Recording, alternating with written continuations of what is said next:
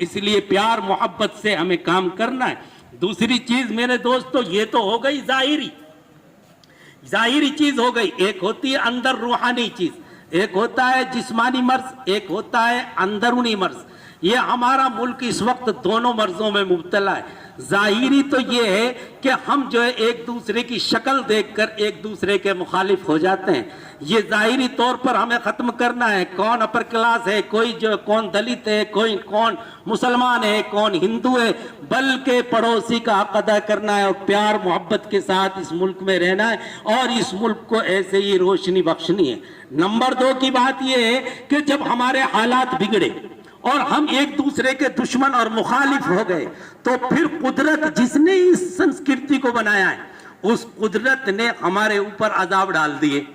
उस कुदरत ने हमारे ऊपर अजाब डाल दिए। वो अजाब क्या है? वो है जैसे करुणा की शक्ल में। आज इस दुनिया में मैं हूँ, आप हो, हमारी एसडीएम साहिबा हो, एसडीओ साहिब हो, अगर कहीं भी देखा जाए तो किसी ना किसी मरने वाले से किसी ना किसी का लिंक है और वो अपने किसी करीबी पड़ोसी, बाप, भाई, दोस्त को आज इस दुनिया से वो अलग कर चुके हैं। जिसमें पहली लहर और दूसरी लहर ने तो इतना मामला खराब कर दिया कि मेरे प्यारे भाइयों, पुनाना में यहाँ कुछ लोग गुड़गांव से आए थे और उन्होंने आरा मशीन से यूं कहा था कि हमें रोजाना 2 गाड़ियां चाहिए, 2 गाड़ियां लकड़ियां चाहिए। इस वक्त जो है हमारे पास अपनी मैयतों को जलाने के लिए लकड़ियां नहीं है, तो हमारे पुराने वालों ने उनसे वादा कर लिया कि हम हैं, लेकिन गाड़ियां आपको अपनी भेजनी पड़ेंगी। तो दोस्तों बुजुर्गों, यहां तक से लकड़ियां गई और ऐसा माहौल हुआ कि 3-3, 4-4 दिन में जिस तरीके से मेरे दोस्तों किसी लोन या किसी ग्रांट को लेने के लिए और किसी आधार कार्ड या जन्म पत्री को बनवाने के लिए लंबी लंबी लाइनें लगती हैं, इसी तरीके से अपने मैयतों का इमिग्रेशन कराने के लिए लाइनें लगी थी। इतना बुरा हाल था। और अब जो है ये लोग जो दानिश्वर हैं, डॉक्टर्स हैं और दुनिया के माहिरीन हैं, वो कह रहे हैं कि तीसरी लहर इससे भी ज्यादा खतरनाक है जो बच्चों पर पड़ेगी। तो प्यारे भाइयों, हमारे मुल्क में आज से 50 साल पहले एक बीमारी आई थी। यूं तो 1903 में एक बीमारी आई, वो बड़ी खतरनाक थी और इतनी खतरनाक थी कि जानवर भी मर गए और जो है इंसान भी बड़े मर गए। हमारे बूढ़े बड़े कहते हैं कि कब्रिस्तान में से कब्र खोदने वाले कई कई दिन तक अपने घर वापस नहीं आते। एक मरता था, दूसरे की कब्र खोदने के लिए इत्तला पहुंच जाती थी, लाइन लग गई। और उसके बाद एक बीमारी आई थी जिसको चेचक के नाम से जाना जाता है। हमारे मुल्क की आजादी के बाद कितने लोगों के चेहरे बिगड़ गए, कितने लोगों की आंखें चली गई और कितने लोग इस दुनिया से पर्दा फरमा गए। मेरे दोस्तों, कितने अंधे आपने देखे होंगे, कितनों के रण पड़े हुए हैं चेहरों पर। और हमारी हुकूमत ने उस वक्त आजादी के बाद, हमारी मुल्क के पास इतना पैसा भी नहीं था, आजादी थी, धन भी बटा, इंसान भी बटे, सब कुछ बटा। तो ये पंफलेट नहीं थे जैसे आज इश्तिहार छप रहे या सोशल मीडिया नहीं थी। बानी और गेरू से दीवारों पर लिखा हुआ था, मैंने खुद देखा था कि जो आदमी किसी चेचक के मरीज की इत्तला देगा उसको 1000 रुपए इनाम दिया जाएगा। और 1000 रुपए में मेरे दोस्तों को 1 बीघा जमीन आती थी उस जमाने में। तो समझो कि इनाम उस जमाने में 10 लाख रुपए की थी। एक चेचक इस तरीके से उनको खत्म किया। लेकिन लोगों में एक अफवाह फैली थी, वो अफवाह क्या थी कि भाई सरकार को खबर मत कर देना, ये सरकार इस बच्चे को मार देगी, उस आदमी को। तो नीम की टहनियां तोड़कर लाते थे, बिस्तरों पर बिछाते थे, फिर बच्चों को उस पर लिटाते थे और कानों कान किसी को खबर नहीं होती थी। और यूं कहते थे कि दवाई का और इस बीमारी का आपस में दुश्मनी है, इसलिए दवाई भी नहीं देते थे। बस उसी में लिपेटे, किसी की आंखें खराब हो गई, कोई मर गया। और हमारे मुल्क की उस वक्त की सरकार ने उसके खिलाफ बेड़ा उठाया। पूरी दुनिया में WHO ने भी उसके खिलाफ बेड़ा उठाया और वो दवाइयां पिलाई गई। और अल्हम्दुलिल्लाह कुछ ही दिन के बाद पूरा मुल्क और पूरी दुनिया उस बीमारी से निजात पा गई और चेचक का मर्ज खत्म हो गया। उसके आज से 30 साल पहले एक बीमारी दूसरी आई फिर, जिसको पोलियो के नाम से जाने जाता है। है मेरे दोस्तों। आपने देखा है, वो तो आपका देखा है, वो मैंने देखा है। अब कुछ नौजवान कुछ ऐसे भी है जिन्होंने, आपने भी देखा होगा चेचक को, मैंने भी देखा है, लेकिन दूसरे दौर तो सबने देखा है। वो दौर कौन सा था? वो था मेरे दोस्तों पोलियो का। कितने लड़के ऐसे हो गए जो बेचारे विकलांग हैं, और कितनी लड़कियां ऐसी हो गई जो आज 20-20, 25, 30-30 साल की अपने घर बैठी हैं और उनके विकलांग और दिव्यांग होने की वजह से उनसे कोई रिश्ता नहीं कर रहा है। कितनी जिंदगियां खराब हुई। लेकिन हमारे मुल्क और पूरे वर्ल्ड में उसके खिलाफ ऐसी आवाज उठाई कि वो सबको दवा पिलानी, यहाँ तक कि कोई आदमी जो है हज पर जाता तो उसको भी दवा पिलाकर भेजा जाता था।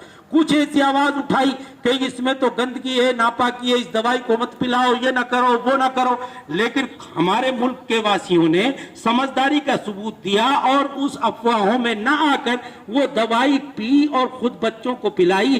तो आज मेरे दोस्तों और बुजुर्गों 99.9% मेरे दोस्तों अजीज बुजुर्गों, वो हमारे मुल्क से वो बीमारी खत्म हो गई। लेकिन वो ऐसी अपनी निशानी छोड़ गई कि आज ट्रेन में जाइए तो विकलांग कोच, आप बस में बैठिए तो विकलांग सीट, आप जो है कहीं और जगह जाइए तो वहां भी देखिए कि ये विकलांग रूम, दिव्यांग रूम, ये तमाम चीजें। नौकरियों में भी उनको जो है रिजर्वेशन देने मजबूरी है सरकार की। वो ऐसी निशानियां छोड़ गई। अब इसके बाद मेरे दोस्तों अजीज बुजुर्गों, आज से 18 महीना पहले एक बीमारी आई जिसको कोरोना के नाम से जाना जाता है। और वो बीमारी ऐसी हुई कि मेरे दोस्तों अजीज बुजुर्गों, किसी के जुकाम हो गया, किसी के कुछ हुआ, किसी के कुछ हुआ, और वो बेचारे बहुत से तो ऐसे लकी आदमी रहे कि जिनके ये बीमारी हुई और उनको पता भी नहीं चला, और उनके अंदर इम्यूनिटी, दिफाई कुव्वत मौजूद थी, और वो खुद उनकी दिफाई कुव्वत और जिस्मानी इम्यूनिटी उनको जो है कवर कर सकी। लेकिन कुछ आदमी ऐसे कि जो इस दुनिया से चले गए। दूसरी लहर का तो हाल ही खराब था दोस्तों अजीज बुजुर्गों, ऐसा हाल खराब हुआ कि आप वो देख अपनी आंखों से देखा।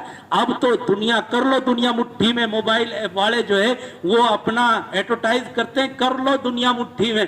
तो अब तो हर आदमी की दुनिया मुट्ठी में, सब देख रहे हैं कि दिल्ली के नई दिल्ली शमशान घाट में, भोगल शमशान घाट में, गुड़गांव शमशान घाट में, बंबई शमशान घाट में, दुनिया में कितनी बीमारियां, कैसे आदमी मरे। और यहां तक के जिंदों की जिंदगी भी खराब हो गई।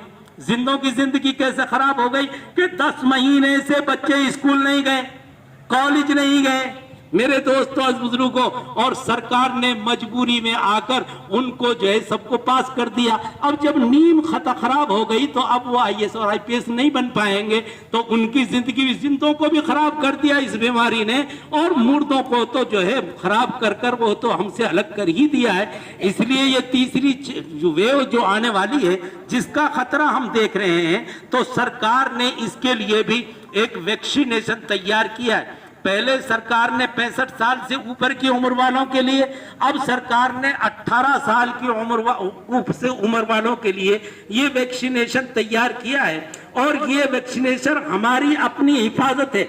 जो आदमी अपनी जिस्म की हिफाजत नहीं कर सकता, वो अपने घर वालों की, अपनी औलाद की हिफाजत नहीं कर सकता। जो अपने घर की हिफाजत नहीं कर सकता, वो मोहल्ले की हिफाजत नहीं कर सकता। जबकि हर इंसान अपने लिए नहीं है। इंसान जो है अपने लिए तो सिर्फ बंदर पैदा हुआ है, कुत्ता पैदा हुआ है, गधा पैदा हुआ है, वो अपनी सोचता है। इंसान पूरी दुनिया के ऊपर सरदार बनाया है, तो इंसान पूरी दुनिया के लिए पैदा किया गया है। मेरी भी जिम्मेदारी है हिंदुस्तान की और हिंदुस्तान के बाहर के लोगों की, और आपकी भी जिम्मेदारी है, सबकी जिम्मेदारी है। इस जिम्मेदारी को निभाते हुए हम खुद भी वैक्सीनेशन कराएं और अपने भाइयों को भी वैक्सीनेशन की तरगीब दें। कल जो है मेगा वैक्सीनेशन डे था मेरे दोस्तों, डीसी साहब का मेरे पास फोन आया, तो डीसी साहब ने कहा कि आप लोगों के सहयोग की जरूरत है। हमारा कल का जो है मेगा वैक्सीनेशन डे में 50,000 का टारगेट है। मेरे दोस्तों हमने कोशिशें की, मेरे पास जो लिस्ट भेजी गई 16 गांवों की, उनमें मैंने उलमा से ड्यूटी लगाई। अल्हम्दुलिल्लाह आपके सिंगार गांव में 8,000 वैक्सीनेशन हुआ कल, और जो है नई और पिछोर में वो भी सबको मिलाकर 7,000 हुआ है। 20 रूम में मेरे दोस्तों बुजुर्ग नहीं 700, 800 यहाँ, 1000 नहीं 800 और 700 वहां हुआ है, और 820 रूम हुआ है। कुल जो है हमारे पुन्हाना मंडल में जो है 3200 के करीब वैक्सीनेशन हुआ है और पूरी मेवात में 8,500 के करीब जो है वो वैक्सीनेशन हुआ है। इसलिए आज अब सरकार ने ये भी हमारे ऊपर, क्योंकि गुड़गांव जो है वो हमारा बिल्कुल करीब का जिला है, पहले तो हमारा ही जिला था। गुड़गांव सिटी में 95% वैक्सीनेशन हो गया है और 50,000 लोगों ने गुड़गांव और फरीदाबाद से आकर अपना वैक्सीनेशन पॉइंट सिंगार, पुन्हाना, मेवली, नुहू को चुना है कि यहाँ भीड़ नहीं होती। तो इनमें जो है वो लोगों ने आकर 95%, फरीदाबाद में 93% वैक्सीनेशन हुआ है। क्या वो लोग अनपढ़ हैं? क्या वो लोग जाहिल हैं? जो वो लगवा रहे हैं उन्हें मरने से डर नहीं लगता? उनका और हम में सिर्फ ये फर्क है, कुरान में अल्लाह ताला ने इरशाद फरमाया है, अल आराब अशद्दु कुफ्रन व निफाका, देहातियत तो देहातियत है, वो कुफ्र और निफाक से भी बदतर चीज है। तालीम याफ्ता देहात का और शहर का अनपढ़ बराबर होता है। उनके पास तालीम है, उनके पास तहजीब है, उन्होंने उस खतरे को भांपा और 95% का अपना वैक्सीनेशन कराया।